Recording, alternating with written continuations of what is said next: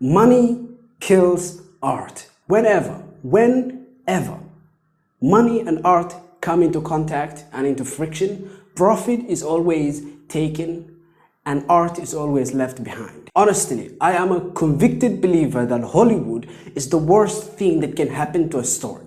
The worst thing in the world that can happen to a story is Hollywood. Rarely have we seen Hollywood take a book and make it into a movie, and the movie ends up being the definitive version. In other words, the movie ends up being better than the books. You can start praying for Poppy already, okay? But I analyze books, and in this particular channel, I will analyze your favorite book if you tell me down in the comments below. I make daily uploads as well, so please, if you enjoy the content, consider subscribing.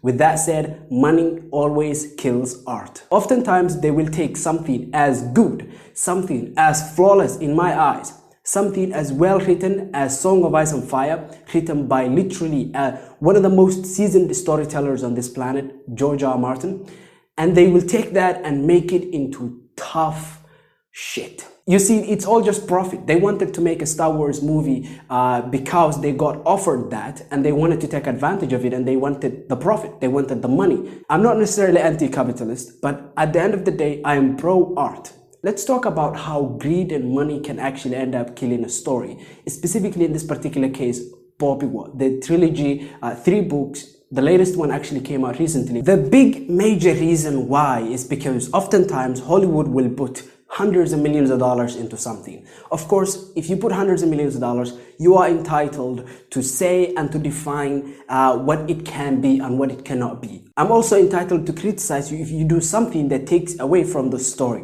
In this particular case, marketing. Because Hollywood, they're putting so much money into a particular movie or TV show, what they like to do is market something into a given solid audience. They don't like to take risks. One of the primary reasons why I love Poppy War is because it is a risk book. It takes a lot of risks. Why? Because in the beginning of the story, it's a magical school. Okay, it's a more of a younger audience story, where what you end up seeing in the first book, for instance, is that Rin, she is taking exams. She has rivalries. She has fun school rivalries, okay?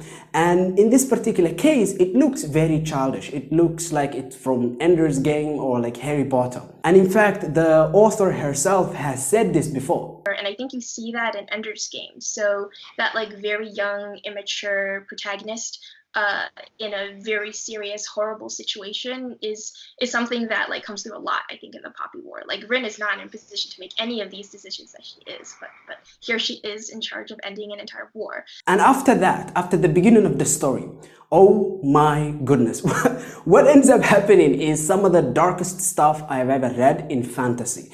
And I was not shocked because a friend of mine had actually tipped me to this, and they told me that the books quickly switch genres. Because you see, in the beginning, it is going to be the first book. In the beginning, it is, as I said, Ender's Game, it's schools, it's fun, it's whatever, right? It's rivalries. But then it quickly switches genres. It becomes military fantasy. It becomes about war. It becomes about tactics. It becomes about strategies. It becomes about all of these dark things, murders. At the end of the first book, there is even literally a genocide. I'm not joking with you. There's literally a genocide. It's not a spoiler. You don't know what is happening or like, who is doing that particular genocide. But you see what is going on here? The story switches genres. This is extremely risky. Hollywood doesn't like risks. Hollywood likes it to be as milquetoast as is possible. They like art that is marketable to the greatest number of people. And whenever art can be marketed to the greatest number of people, what Hollywood ends up doing is that they will take that, they will hug it, and they will squeeze it for 100 years. They don't like to let go of highly marketable things that can reach as large as an audience and be as least disagreeable as is possible. In other words, be as likable as is possible and have the greatest potential audience. And in this particular case, this story, it is literally switching genres. Movies do not switch genres. Movies and TV shows do not switch genres. There are rare, successful examples out there who do this remarkably well, like Black Mirror, which switches genres all the time. It's mostly sci-fi, but it really does switch genres a lot in terms of tone, right? But movies and Hollywood, they like to keep things milquetoast. They like to keep things as consistent as possible. The writer of Poppy War is actually not doing this. She is taking risks. She switches genres. She does what is required in order to tell the story, and she doesn't really care about money. And this is the thing, right? She didn't write this story for money. And this means Hollywood will try to market this book, will try to market this TV adaptation, not from the risk-taking, innovative book series it is, and instead they will push it into one market. And always the first comes most important, because I fear that they will take all the dark things that happen in this particular story and they will put it into a marketable magical school category, where the story might in fact, the TV show might in fact completely take place in the magical school.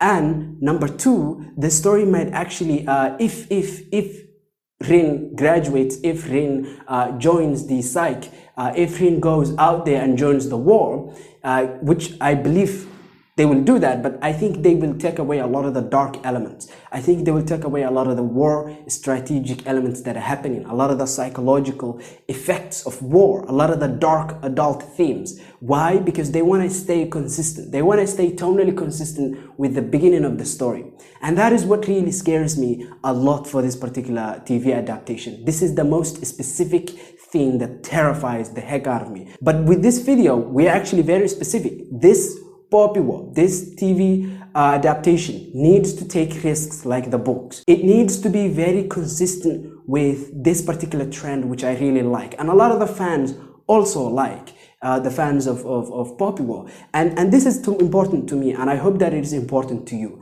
At the end of the day, I hope that art comes before money. Because again, I really do not think that art in this particular case will come before money. I think what they will do is they will make it consistent, they will make it tonally consistent, so that they can take as little risks as is possible, okay? Or take the least risks possible. I hope you enjoyed this, and that is my greatest fear for Poppy War. I make daily uploads, so please consider subscribing. Also, if you want me to analyze your favorite book, you can just tell me that in the comments below. Even if I haven't read it, I will add it to my to be read list, okay? I hope that you enjoyed this particular video. Brave for Poppy War. Brave for Poppy War. It is one of the greatest fantasy books to have been written in the last, decade, and it takes a lot of risks, and that's why I love it. And it also advances the genre of magical schools, and I fear that they will kill all of that.